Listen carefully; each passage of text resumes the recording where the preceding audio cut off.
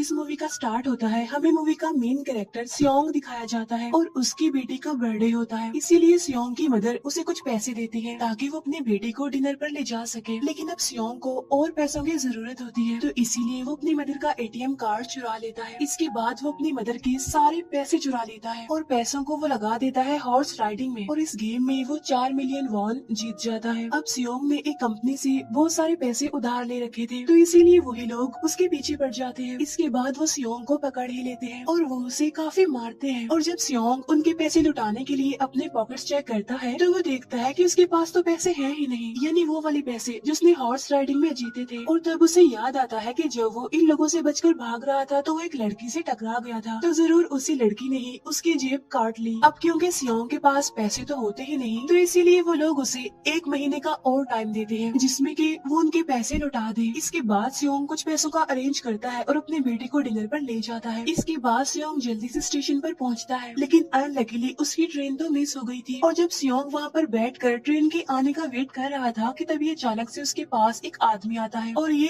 Unknown person था, यानी सियोंग उसके बारे में कुछ नहीं जानता था। फिर वो अननोन पर्सन सियोंग को कहता है कि मैं तुम्हारे साथ एक गेम खेलना चाहता हूँ। वो सियोंग को कहता है कि अगर तुम इस गेम में जीत गई तो मैं तुम्हें 1 लाख वॉन दूंगा। तब इतने सारे पैसों का सुनकर सियोंग के गेम खेलने के लिए एग्री हो जाता है। इसके बाद सियोंग काफी मार खाने के बाद ये गेम जीत जाता है, यानी वो 1 लाख वॉन हासिल कर लेता है। इसके बाद वो अननोन पर्सन सियोंग को एक कार्ड देता है, ये कहते हुए कि अगर तुम और पैसे जीतना चाहते हो तो इस कार्ड पर जो नंबर लिखा हुआ है उस पर कांटेक्ट करना। इसके बाद सियोंग जब अपने घर जाता है तो उसकी मदर उसे कहती है कि तुम्हारी बेटी अगले साल अपने स्टेप फादर के साथ यूएस में शिफ्ट हो रही है। यहाँ पर हमें ये पता चलता है कि सियोंग की डिवोर्स हो गई है और उसकी वाइफ ने दूसरी शादी भी कर ली है। लेकिन सियोंग कभी भी ये नहीं चाहता था कि उसकी बेटी उससे दूर जाए, लेकिन उसे बहुत सारे पैसे चाहिए होते हैं अपनी बेटी की कस्टडी वापस लेने के लिए, तो इसीलिए सियोंग उस कार्ड वाले नंबर पर कॉल करता है। इसके बाद सियोंग को एक गाड़ी में लाया जाता है जहाँ पर और भी लोग थे, लेकिन फिर उन सारे लोगों को बेहोश कर दिया जाता है। और जब उन सब लोगों की आँख खुलती है तो वो खुद को एक फैसिलिटी में पाते हैं जहाँ टोटल 456 लोग थे और वो वहाँ पर एज अ प्लेयर थे, क्योंकि उन सबको एक यूनिफॉर्म भी पहनाया हुआ था। इस फैसिलिटी का होस्ट यानी लीडर एक आदमी था जो कि फ्रंट मैन था वहाँ पर, और वो सब पर नजर रख रहा था। अब यहाँ पर एक कॉमन चीज थी कि जितने भी लोगों को वहाँ पर लाया गया था उन सब ने कर्जे लिए हुए थे बहुत ज्यादा। सियोंग वहाँ पर प्लेयर नंबर 1 से मिलता है जो कि एक बूढ़ा आदमी था। उस बूढ़े आदमी को ब्रेन ट्यूमर था, यही वजह थी कि वो यहाँ पर आया था, क्योंकि उसकी लाइफ तो वैसे भी खत्म ही होने वाली थी। इसके बाद वहाँ पर 2 प्लेयर्स जिनमें लड़की का नाम सैब्यूक और लड़के का नाम जेंग होता है, उनके बीच फाइट होती है। अब यहाँ पर सैब्यूक वही लड़की थी जो सियोंग के पैसे लेकर भाग गई थी, यानी उसी ने उसकी जेब काटी थी। सियोंग तो उसे देखते ही पहचान लेता है, इसीलिए वो अपने पैसे मांगने के लिए उसके पास जाता है। तभी वहाँ पर कुछ गार्ड्स आ जाते हैं जिन्होंने पिंक कलर का यूनिफॉर्म पहना था और उनके फेस अच्छी तरह से कवर्ड थे। गार्ड्स उन सभी प्लेयर्स को बताते हैं कि तुम्हें यहाँ पर टोटल 6 गेम्स खेलनी होंगी और जो इस गेम का विनर होगा उसे बहुत सारे पैसे मिलेंगे। इसके बाद उन सबसे एक कॉन्ट्रैक्ट पर साइन करवाया जाता है और इस कॉन्ट्रैक्ट के 3 मेन रूल्स थे। पहला रूल ये कि कोई भी प्लेयर अपनी मर्जी से गेम को छोड़कर नहीं जा सकता। दूसरा रूल ये होता है कि जो भी प्लेयर खेलने से मना करेगा तो उस प्लेयर को एलिमिनेट कर दिया जाएगा, और उनके मुताबिक एलिमिनेट का मतलब क्या था ये तो हम आगे ही जानेंगे। गेम का तीसरा रूल ये था कि अगर मेजोरिटी इस गेम को खेलना नहीं चाहती तो वो इस गेम को छोड़कर जा सकते हैं। इसके बाद उन सबको गेम के लिए ले जाया जाता है। अब यहाँ पर सियोंग अपने क्लासमेट सेंगवू से भी मिलता है जो कि उसे बचपन से जानता था। सियोंग उसे वहाँ पर देखकर काफी हैरान होता है क्योंकि वो तो किसी बिजनेस के लिए आउट ऑफ कंट्री चला गया था। अब पहले गेम के लिए वहाँ पर एक काफी बड़ी डॉल थी और इस गेम का रूल काफी सिंपल था, और वो ये था कि डॉल जब भी गाना गाएगी उन सबको आगे बढ़ना है, और जैसे ही वो गाना गाना बंद करेगी तो उन सबको रुक जाना है और मूव नहीं करना है, और अगर कोई हिल गया तो उसे एलिमिनेट कर दिया जाएगा। अब स्टार्टिंग में तो ये सब कुछ उन्हें किसी प्रैंक की तरह लग रहा था, लेकिन जब एक लड़का हिल जाता है तो उसे शूट करके मार दिया जाता है, और यही होता है एलिमिनेट का मतलब, यानी उन्हें मार दिया जाएगा। अब ये देखकर वो सारे लोग काफी घबरा जाते हैं और उन्हें पता चल चुका था कि वो खतरे में है, इसीलिए लोग डरते हुए पैनिक करते हुए इधर उधर भागने लगते हैं।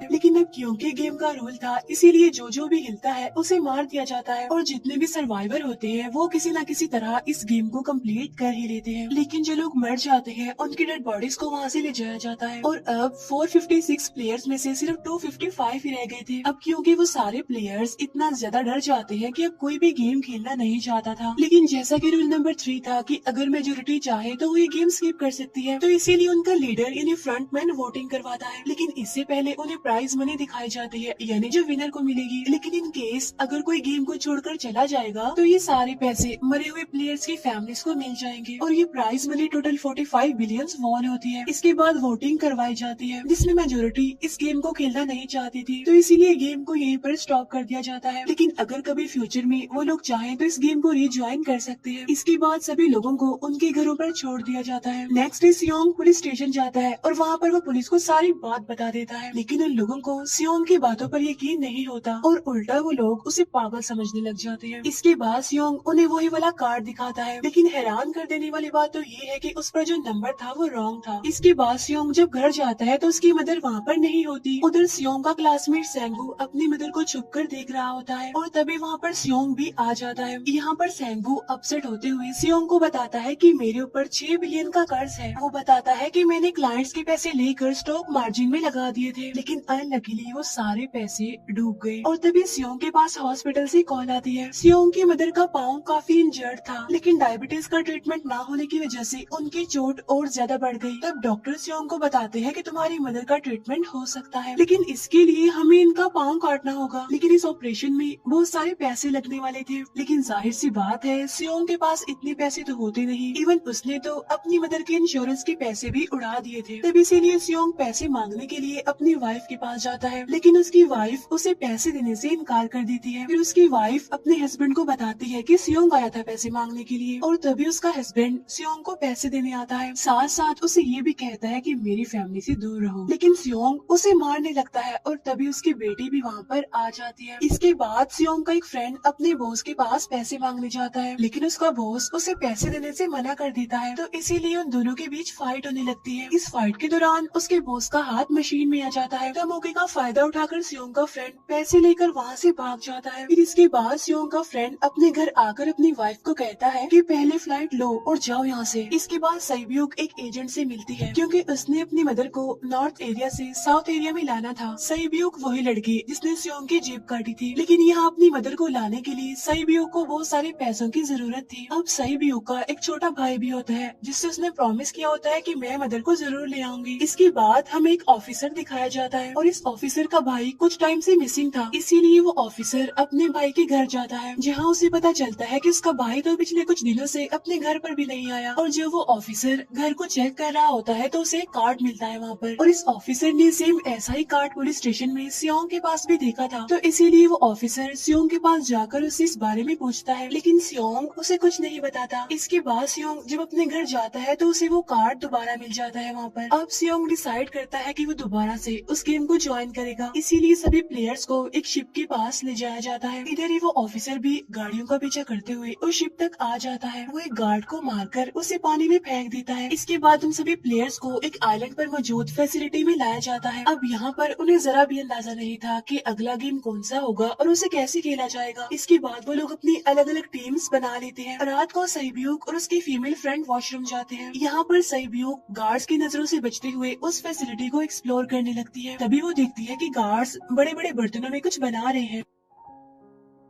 लेकिन अब क्योंकि गार्ड्स को शक हो जाता है तो एक गार्ड वॉशरूम्स को चेक करने के लिए आता है, लेकिन तब तक सईब्यूक वापस आ चुकी थी। इसके बाद सईब्यूक अपनी फीमेल फ्रेंड को सारी बात बता देती है जो उसने देखा था, लेकिन यहाँ पर सेंगवू उन दोनों की बातें सुन लेता है और वो इस बारे में सईब्यूक से पूछता है, जिस पर सईब्यूक बताती है कि वो बड़े बड़े बर्तनों में कुछ पका रहे थे। इसके बाद उन सभी प्लेयर्स को प्ले ग्राउंड में लाया जाता है, जहाँ पर उनके सामने 4 शेप्स थी। 4 शेप्स में से उन्होंने किसी एक शेप को चूज करना था। अब यहाँ पर सेंगवू को पता चल जाता है कि गेम क्या है और क्या करना है हमें। सेंगू सियोंग को बताता है कि सबने अलग अलग शेप्स को चुनना है। इसके बाद उन सभी को एक छोटा सा बर्तन दिया जाता है जिसमें की शेप्स बनी होती है। अब गेम उनकी ये होती है कि उन्होंने किसी तरह उस शेप को बाहर निकालना है बगैर डैमेज किए, लेकिन अगर शेप जरा से भी खराब हो गई तो उन्हें एलिमिनेट कर दिया जाएगा, यानी मार दिया जाएगा। अब यहाँ पर सेंगवू तो इजिली उस शेप को निकाल लेता है, लेकिन सियोंग इतना ज्यादा घबरा जाता है कि उसकी हालत खराब होने लगती है। लेकिन फिर वो किसी न किसी तरह करके इस गेम को भी जीत लेता है। इसके बाद उन सबको वापस से रूम में लाया जाता है। अब यहाँ पर 187 प्लेयर्स वापस आए थे, जिनमें से अब सिर्फ 108 ही रह गए थे। इसके बाद उन सबको खाने के लिए ले जाया जाता है, लेकिन खाने की वजह से जैंग की एक लड़के से फाइट हो जाती है, जहाँ पर जैंग उस लड़के को इतना ज्यादा मारता है कि वो मौके पर ही मर जाता है। इधर ही हम देखते हैं कि उन प्लेयर्स में से एक डॉक्टर होता है जो गार्ड्स के साथ मिलकर मरे हुए लोगों के ऑर्गन्स निकाल कर उन्हें चाइनीज को बेचने का काम करता है। इसीलिए जब भी डेड बॉडीज को ले जाया जाता है तो वो डेड बॉडीज को गायब कर लेते हैं, क्योंकि ये सब कुछ एक प्लान के अकॉर्डिंग चल रहा था, क्योंकि ये सारा कुछ फ्रंट मैन से छुप कर हो रहा था। यही वजह थी कि कंट्रोल रूम में भी उन्होंने अपना ही एक आदमी बिठाया हुआ था जो कि उन लोगों की सारी वीडियो फुटेज डिलीट कर देता था, और गार्ड्स तो डॉक्टर को गेम के बारे में पहले ही बता देते थे ताकि वो सरवाइव कर सके। यहाँ पर एक गार्ड उसी प्लेयर डॉक्टर को बताता है कि आज हमने प्लेयर्स को जानबूझकर खाना कम दिया है ताकि वो आपस में लड़ने लगे, जिससे होगा ये कि सारे वीक प्लेयर्स गेम से आउट हो जाएंगे। साथ ही गार्ड डॉक्टर को अपनी अगली गेम के बारे में बता देता है। अब 30 मिनट के बाद वहाँ पर लाइट्स ऑफ होने वाली थी। अब यहाँ पर सैंगवू को पता था कि सियोंग की टीम जरूर कोई उल्टा काम करेगी, इसीलिए वो उस टीम को अपने पास बुलाकर उन्हें रिलैक्स रहने के लिए कहता है। उधर वो जो डॉक्टर प्लेयर होता है वो जैंग की टीम में शामिल हो जाता है। यहाँ पर डॉक्टर जैंग को बता देता है कि अगला गेम क्या होने वाला है। इसके बाद लाइट्स ऑफ हो जाती है और जैंग अपनी टीम के साथ मिलकर बाकी सभी को मारने लगता है। जैंग एक लड़की को मारकर सईब्यू को मारने जाता है, लेकिन तभी सियोंग उसे बचा लेता है। इसके बाद गार्ड्स वहाँ पर आकर उन सभी को रोक लेते हैं और अब टोटल 80 लोग रह गए थे। इसके बाद उन सभी को तीसरे गेम के लिए ले जाया जाता है और यहाँ पर उन्हें 10-10 प्लेयर्स की एक टीम बनाने के लिए कहा जाता है, और वो लोग ऐसा ही करते हैं, अपनी अपनी टीम बना लेते हैं। अब क्योंकि जैंग को अगली गेम के बारे में पहले ही पता होता है, इसीलिए वो सईब्यू की फीमेल फ्रेंड को अपनी टीम में नहीं रखता और वो अपनी टीम में सिर्फ मर्दों को ही रखता है। इसके बाद सैंगवू भी अपनी एक टीम बना लेता है। अब क्योंकि उन्हें एक प्लेयर की जरूरत थी, तो इसीलिए सईब्यू की फीमेल फ्रेंड उनके टीम में शामिल हो जाती है, और ये गेम असल में टग ऑफ वॉर का होता है, यानी उन्होंने अपने सामने वाली टीम को नीचे गिराना था। इसके बाद गेम स्टार्ट हो जाती है और जैंग की गेम बड़ी आसानी से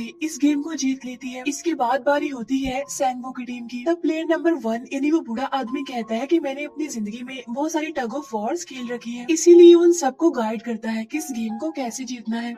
तो इसीलिए वो लोग किसी न किसी तरह करके इस गेम को जीत जाते हैं। फिर दिखाया जाता है कि 30 मिनट के बाद दोबारा से लाइट्स ऑफ हो जाएंगी, जिस पर सैंगवू उन सबको कहता है कि रेडी रहना। तो इसीलिए वो डिसाइड करते हैं कि एक एक करके हम पहरा देंगे। अब जैंग की टीम में एक से बढ़कर एक चालाक प्लेयर था, तो इसीलिए जैंग को डर होता है कि कहीं उसकी टीम उसे ही साइड पर न लगा दे, यानी उसे ही अपने रास्ते से न हटा दे। दूसरी तरफ डॉक्टर और गार्ड्स मिलकर डेड बॉडी के ऑर्गन्स निकाल रहे होते हैं और इन ऑर्गन्स को डिलीवर करने जाना था गार्ड नंबर 28 एंड 29। तो वो सभी एक डेड बॉडी के बारे में बातें करने लगती हैं जिसकी सिर्फ एक किडनी थी और वो उसे ज़ॉम्बी कह रहे थे। अब यहाँ पर जो गार्ड नंबर 29 था, यानी जिसने वो ऑर्गन्स डिलीवर करने जाने थे, वो कोई और नहीं बल्कि वो ऑफिसर था जो गार्ड के बेस में वहाँ पर आया था, और ये सब बातें सुनकर उसे शक होता है कि शायद ये लोग मेरे भाई की बात कर रहे हैं, क्योंकि उसकी भी एक ही किडनी थी। इसके बाद नंबर 28 और 29 यानी वो ऑफिसर ऑर्गन को डिलीवर करने के लिए चले जाते हैं। रास्ते में वो ऑफिसर नोटिस करता है कि टनल में तो बॉम्ब लगा हुआ है। तब नंबर 28 उसे बताता है कि जब हम यहाँ से बाहर निकलेंगे तो इस जगह को ब्लास्ट कर दिया जाएगा। अब यहाँ पर वो ऑफिसर नंबर 28 से और इन्फॉर्मेशन लेने की कोशिश करता है, इसीलिए नंबर 28 को उस पर डाउट होने लगता है, इसीलिए वो उस ऑफिसर को अपना फेस दिखाने के लिए कहता है। अब यहाँ पर वो ऑफिसर अपना फेस भी दिखा देता है, साथ साथ वो नंबर 28 पर गन पॉइंट भी कर देता है। साथ साथ वो ऑफिसर उससे एक किडनी वाले आदमी के बारे में पूछता है कि वो कौन है जिसे तुम ज़ॉम्बी कहते थे, जिस पर वो नंबर 28 उससे कहता है कि वो तो एक लड़की थी। अब यहाँ पर नंबर 28 उस ऑफिसर को कहता है कि तुम लीडर के रूम में जाकर सारी इन्फॉर्मेशन देख सकते हो, वहाँ पर सबका डाटा है। ये जानने के बाद वो ऑफिसर नंबर 28 को मार डालता है। उधर वो डॉक्टर गार्ड से अगली गेम के बारे में पूछता है, लेकिन इस बार गार्ड्स को भी अगली गेम के बारे में पता नहीं होता। तब इसीलिए डॉक्टर को गुस्सा आ जाता है और वो एक गार्ड को पकड़ लेता है और उनकी फाइट होने लगती है। इसी फाइट में डॉक्टर उस गार्ड को मारकर वहाँ से भाग जाता है। इसके बाद एक गार्ड भी उसका पीछा करता है और वो दोनों प्लेग्राउंड में आ जाते हैं। यहाँ पर गार्ड डॉक्टर को अपनी बातों में फंसाकर उसे मारने वाला होता है, लेकिन तभी लीडर इन्हें फ्रंटमैन आकर उसे मार डालता है और बाद में वो उस डॉक्टर को भी मार डालते हैं। साथ साथ इन्हें वहीं पर नंबर 28 की डेड बॉडी भी मिल जाती है, जिससे इन्हें ये पता चल जाता है कि फैसिलिटी में कोई घुस गया है। उधर वो ऑफिसर लीडर इन्हें फ्रंटमैन के रूम तक पहुँच जाता है। तो वो चेक करते करते एक ऐसे रूम में जाता है जहाँ पर सबके रिकॉर्ड्स थे और जब वो ऑफिसर रिकॉर्ड चेक कर रहा होता है तो उसे सभी विनर्स की एक लिस्ट मिलती है जिसमें उसके भाई का भी नाम था, यानी वो भी कभी विनर था। उधर सभी प्लेयर्स को फोर्थ गेम के लिए ले जाया जाता है जहाँ पर उन सबको अपना अपना पार्टनर चुनने के लिए कहा जाता है और वो प्लेयर्स करते भी ऐसा ही है, अपना अपना पार्टनर चुन लेते हैं। सहयोग की फीमेल फ्रेंड भी अपना पार्टनर ढूंढने की कोशिश करती है लेकिन कोई भी उसका पार्टनर बनने को तैयार ही नहीं था। इसके बाद सभी प्लेयर्स को 10-10 मार्बल्स दिए जाते हैं। असल में ये गेम ऐसी होती है कि एक प्लेयर को अपने पार्टनर से सारे मार्बल्स लेने होते हैं बगैर कोई जोर जबरदस्ती किए और जो दूसरा पर्सन होगा यानी जिसके पास मार्बल्स नहीं होंगे उसे मार दिया जाएगा। फिर सैंगवू और सियोंग का फ्रेंड ऑड और इवन का गेम खेलते हैं जिसमें कि उन्होंने गेस करना था कि सामने वाले के हाथ में कितने मार्बल्स हैं। अब यहाँ पर सियोंग का फ्रेंड सैंगवू के सारे मार्बल्स जीत जाता है जिसकी वजह से लास्ट में सैंगवू के पास सिर्फ एक ही मार्बल बचता है। अब क्योंकि सैंगवू को पता चल चुका था कि अब वो बच नहीं पाएगा इसीलिए वो सियोंग के फ्रेंड को अपनी बातों में फंसा कर उसे ये यकीन दिलाता है कि अगर हम में से कोई भी हार गया तो हारे हुए लोगों का मैच दोबारा करवाया जाएगा। अब यहाँ पर सैंगवू धोखे से सियोंग के फ्रेंड के सारे मार्बल्स चेंज कर देता है। इसके बाद सैंगवू मार्बल्स लेकर गार्ड को दे देता है और वहाँ से बाहर चला जाता है और जब सियोंग का फ्रेंड मार्बल्स चेक करता है तो वहाँ पर पत्थर होते हैं। उधर प्लेयर नंबर 1 यानी उस बूढ़े आदमी की हालत खराब हो रही थी इसीलिए वो तो इधर उधर घूम रहा था लेकिन सियोंग किसी तरह उसे खेलने के लिए एग्री कर लेता है। अब यहाँ पर वो दोनों यानी वो बूढ़ा आदमी और सियोंग भी इवन आउट खेलते हैं। अब इनमें से वो बूढ़ा आदमी सियोंग के सारे मार्बल्स जीत जाता है लेकिन लास्ट राउंड में वो बूढ़ा आदमी भूल जाता है कि उसने क्या चूज किया था। तो यहाँ पर सियोंग उसे बातों में फंसा कर उसके सारे मार्बल्स ले लेता है लेकिन यकीन मानिए कि वो बूढ़ा आदमी काफी चालाक था। उसने एक मार्बल अपने पास ही रखा हुआ था और वो दोबारा से इधर उधर घूमने लगता है। अब यहाँ पर सियोंग उसे रिक्वेस्ट करता है कि प्लीज मेरे साथ एक और गेम खेलो ना। तब यहाँ पर वो बूढ़ा आदमी कहता है कि मुझे पता है कि तुमने सारे मार्बल्स धोखे से लिए हैं मुझसे। वो कहता है कि मुझे सब पता था, बस मैं पागल बनने की एक्टिंग कर रहा था।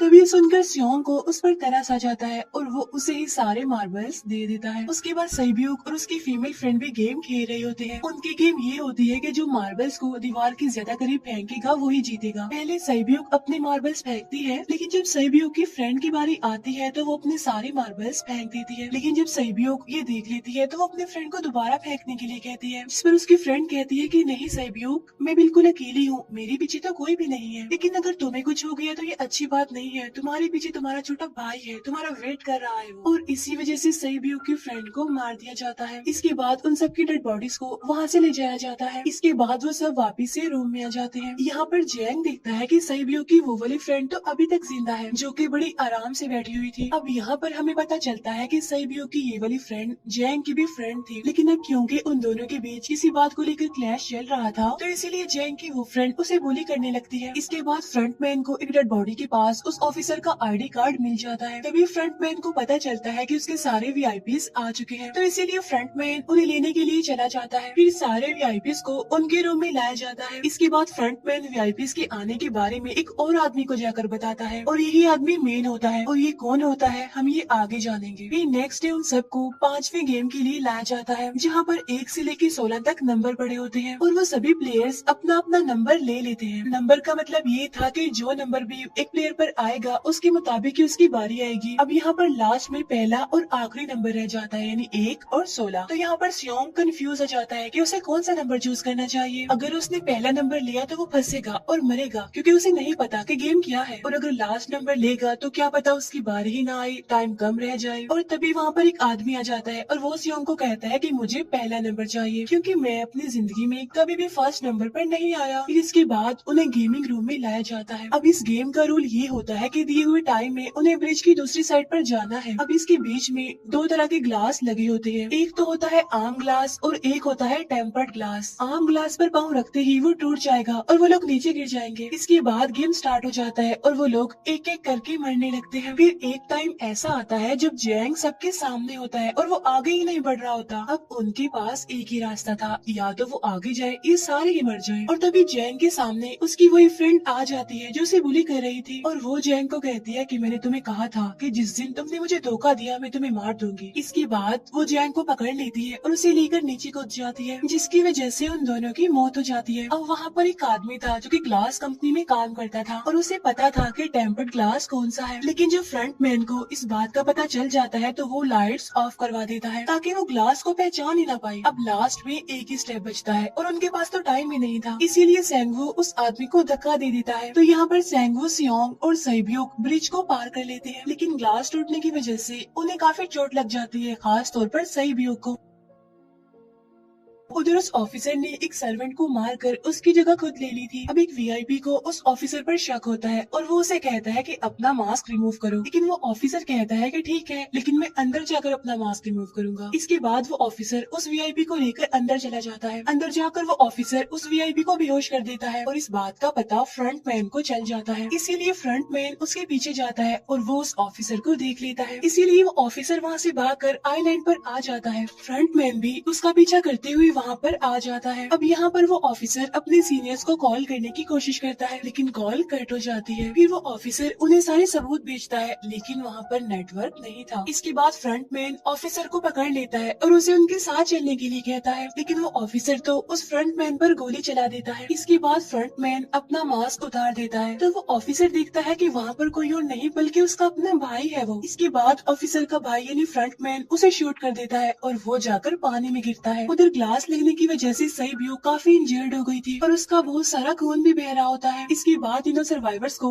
डिनर के लिए ले जाया जाता है और उनके पास एक एक नाइफ भी रख दिया जाता है, मतलब रात में उन तीनों में से कोई भी एक दूसरे को मार देगा। तभी सियोंग नोटिस करता है कि सैब्यूक की हालत काफी खराब है, इसीलिए वो सैब्यूक को कहता है कि फिक्र मत करो, हम दोनों साथ हैं और इस गेम में हम दोनों मिलकर सेंगवू को हरा देंगे। इसके बाद हम दोनों यहाँ से बाहर निकल जाएंगे और पैसों को आधा आधा डिवाइड कर लेंगे। सैब्यूक उसे बताती है कि मेरा एक छोटा भाई है जिसे मैं ऑर्फनेज में छोड़कर आई हूँ और अगर हम दोनों में से कोई भी जिंदा बचकर बाहर जाएगा तो उसे उन दोनों की फैमिलीज का ख्याल रखना होगा। अब सैब्यूक की हालत काफी खराब थी, उसे डॉक्टर की जरूरत थी, इसीलिए सियोंग कोई मदद लाने के लिए जाता है, लेकिन जब तक वो वापस आता है तब तक सेंगवू सैब्यूक को मार चुका था। फिर नेक्स्ट डे उन दोनों को गेम नंबर 6 यानी लास्ट गेम के लिए ले जाया जाता है। गेम का रूल बड़ा ही सिंपल था कि मार दो या मर जाओ और इस गेम का नाम होता है स्क्विड गेम। इसके बाद गेम स्टार्ट हो जाती है और उन दोनों के बीच काफी फाइट होती है, लेकिन लास्ट में सेंगवू की हालत खराब होने लगती है। तभी सियोंग कहता है कि मैं इस गेम को रोकना चाहता हूँ और तभी सियोंग सेंगवू को उसके साथ चलने के लिए कहता है, लेकिन सेंगवू तो अपने आप को ही मार डालता है, जिसकी वजह से सियोंग गेम जीत जाता है। फिर फ्रंट मैन सियोंग को कहता है कि तुम बहुत अच्छा खेले, लेकिन मुझे इसकी उम्मीद नहीं थी। इसके बाद सियोंग को उसके घर पर छोड़ दिया जाता है और उसके पास एक एटीएम कार्ड भी था और जब सियोंग उस एटीएम कार्ड को जाकर चेक करता है तो वो दिखता है कि सारे पैसे उसके अकाउंट में भेज दिए जाते हैं। इसके बाद सियोंग अपने घर जाता है, लेकिन तब तक उसकी मदर की डेथ हो जाती है। इसके बाद हमें 1 साल बाद का सीन दिखाया जाता है